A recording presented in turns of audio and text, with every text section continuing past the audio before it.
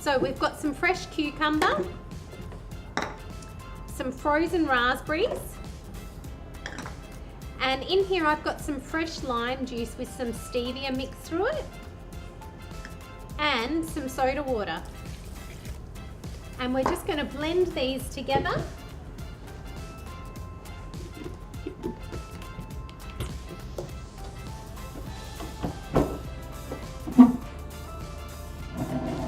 And I'm going to get some fresh mint to top it with.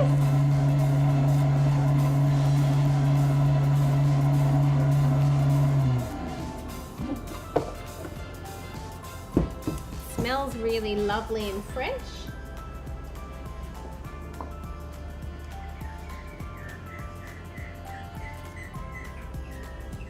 And top with some French mint leaves, and cheers.